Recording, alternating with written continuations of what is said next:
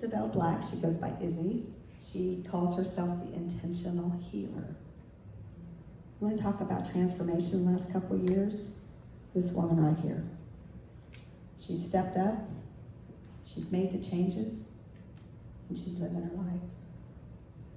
Does she have a little bit of fear sometimes? Probably. But she's not letting it stop her. You guys let fear stop you?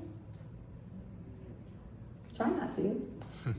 We can say we don't, but sometimes we do. So come on up, Isabel. Tell us what you're going to talk about. Life, work, balance. Hello, everybody. Thank you so much for being here. My name is Isabel Luz Camacho-Black, or Izzy, the Intentional Healer. I want to thank you all for being here tonight. We keep talking about choices. And I know that each one of us had the choice to be somewhere else tonight, but you chose to be here. Maybe it's to support one of our speakers, support the movement, or maybe it's because you're ready to be activated. Activate Your Power Now is a 12-month series. We are here the second Wednesday of every month. We have talked with you about manifesting your destiny, unpacking your love baggage, unlocking your pot of gold, new beginnings and why they're so important. And last month we spoke about being complete. So this month, as we all speak on balance, I would just like to share with you a little story of a lesson I learned as a young girl, and I have practiced throughout my life.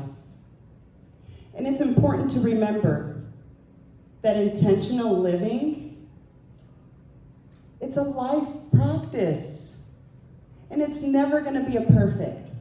So if you're looking for perfection, stop. Give it up right now. I believe that to be an intentional healer, you just have to be the change in your own life. Okay, to be the change in your life, you must believe change is possible regardless, and you must engage or take the first or the next best step, regardless. And what regardless means to me is regardless of your current circumstances, regardless of your past, and regardless of other people's behaviors. So at 9 years old, I lived with my aunt and my uncle.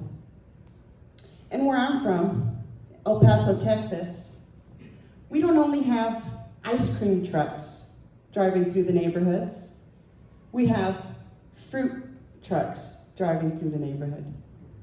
So if you can't imagine what that looks like, it's just a pickup truck with the back set up with produce, just as you would see it walking into a store, a canopy, and a megaphone on top. It's playing the music just like the ice cream truck. You hear it driving around the neighborhood, and you hear someone talking through the intercom, letting everybody know what they have available this harvest. Melones, sandía, aguacates. And if that's not enough, when they're driving by their regulars, they got to add the honk in there too. So you hear all of that and you hear beep, beep, beep, beep, beep, beep. And my aunt would, get the money. Isabel, go run out there. Stop him. Don't let him go. So I run out. My aunt runs out. We get our produce. And every time, my family loves fruit. So we would get so excited, get our fruit, go inside, start cutting it up. This particular day, the watermelon tasted so sweet. So as my aunt was cutting it, I was eating it up. And I kept saying how good this watermelon tasted. And she said, "Don't eat too much. You'll get sick." I was known to be a good debater at 9 years old. Nothing's changed. I couldn't understand how produce could make me sick. So I started questioning, how can this make me sick? It's fruit, it's healthy. It's the sugars that make me sick. Why? I didn't want to stop eating this watermelon. And she looked at me and she said, "Isabel, too much of anything is bad for you." So my wheels started turning because I knew she was wrong. And I said, "No, water's not bad for you. I can drink water and I'm fine, and our bodies need water, and I even think our bodies is mainly water." And she said, "No, if you consume too much water in the body, you will hinder the function of your body." I didn't find that out till later. It took me a while to try to prove her wrong for that one. We didn't have a cell phone to Google it. So I said, "I know what I'll get her with. Love. You can't have too much love. You can't receive too much love or give too much love. So you're actually wrong. I'm right." And then she explained that we can give too much love to the wrong people and the wrong things in life.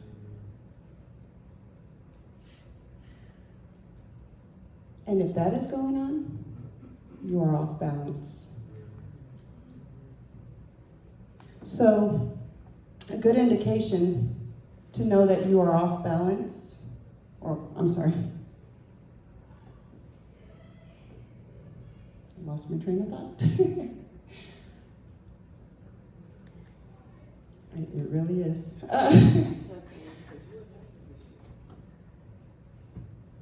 The point is, too much of anything is not good for you. So like Regina said, and like Jay said, and Evan, Mocha, I think everybody that stood up here today talked about making a list, knowing what you're aiming for. We heard a lot about prayer and meditation. That is how I have found balance in my life. I had to slow down, and it took cancer to slow me down. First it took COVID, and I lost my job. And right after I lost my job, I got a diagnosis. But that is what allowed me to learn how to prioritize my life and understand who needed to be first. That was God. My new 9 to 5 became spending time with God. What else did I have to do? I'd go out to the lake and lay a blanket, watch people kayak, watch the birds, watch the trees. And it was during that time that I started receiving just messages from God and messages from God. And it's not that I never heard him before. I didn't have the time. I didn't make the time to actually listen, to understand what he was telling me. And not only to understand what he was telling me, but to understand what I needed to do next. Because that's the biggest question I get asked. But what should I do next, Isabel? I don't know. but God does. And all it requires is for you to give him some of your time. So now I would like to share a small story on what it looks like when you don't practice that balance. My husband and I, when we married, I had 3 kids. So when he married me, he married my 3 children. We talked for the past 20-something years about the day we were going to send our youngest off to college, and it was going to be me and him, something we had never experienced. So every year he worked extra hard. We didn't take any vacations. We worked for years. We wanted to be homeowners. We wanted to have the cars that we wanted. Our kids wanted to be involved in sports, and we wanted them to be involved in those things. It required money. So we worked our butts off for years and years, and all we kept talking, we was counting the years down of when it would be me and him. We didn't know we were gonna get a semi-truck and run the road together. Or maybe we'd keep doing what we were doing now and just take vacations together, or as he would say, maybe we'll just lounge around the house naked if we want. Who knows? It didn't matter. We were gonna be alone.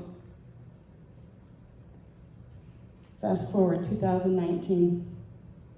We sent our daughter off to college, our youngest.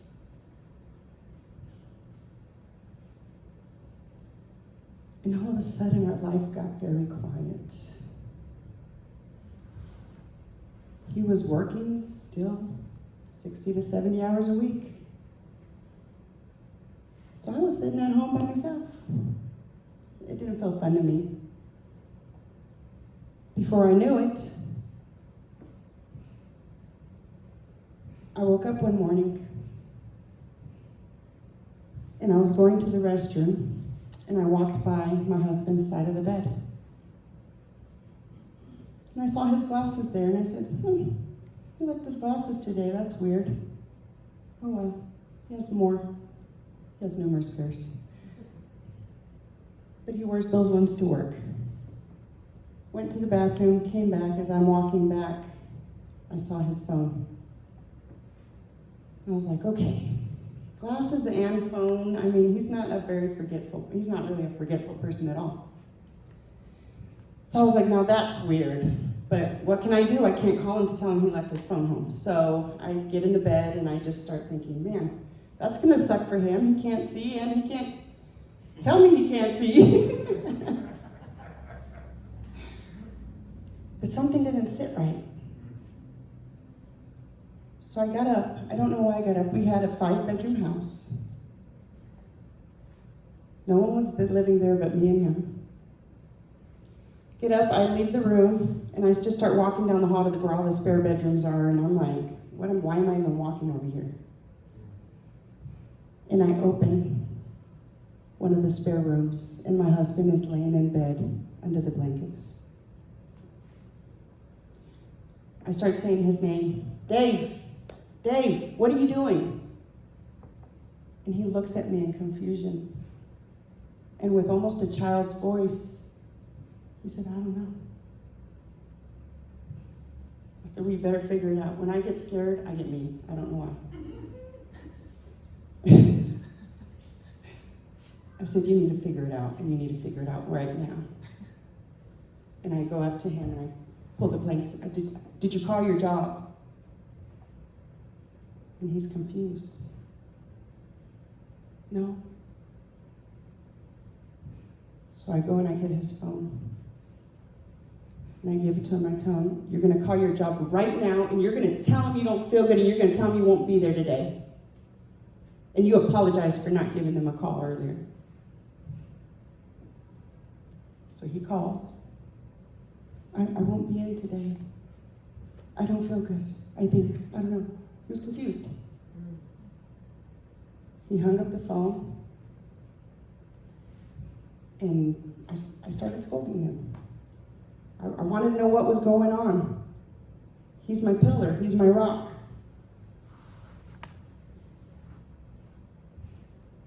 He didn't know. He didn't know what was going on.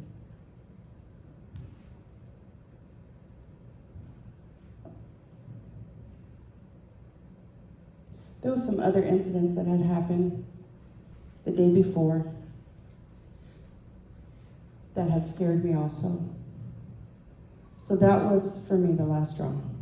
And I told him, you're gonna call the doctor and you're gonna make an appointment because this is not what we waited 20 years for.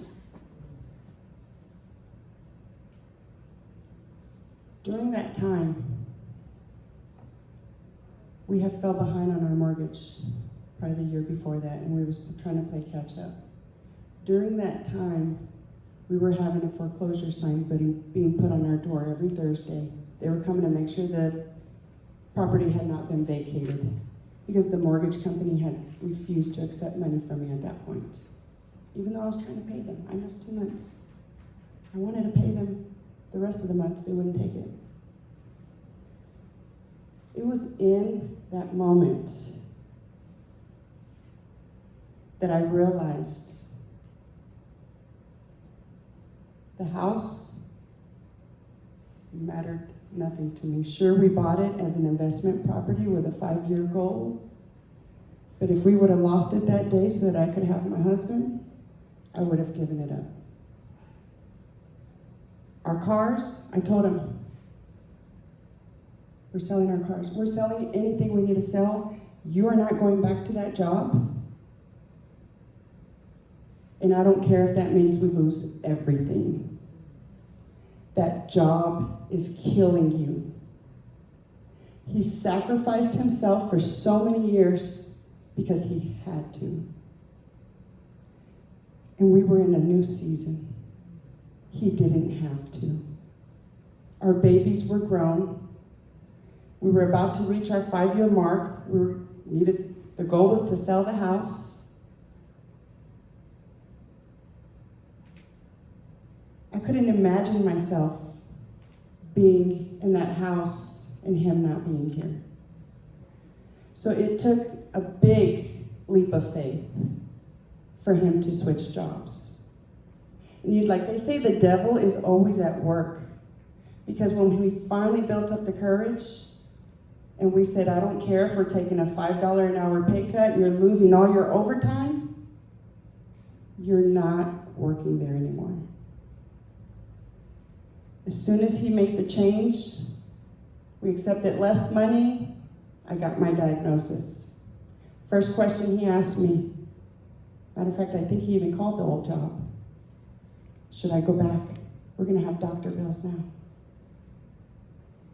And I said, no. Balance. Too much of anything is bad for you. So if you feel unbalanced, take a look at your life and see where you're giving too much of, because that's all it is. If you're giving too much in one area, you're lacking in another. Figure out what that is. Again, I'm Isabel Luz Camacho-Black, or Izzy, the Intentional Healer. Thank you for coming. Have a blessed day.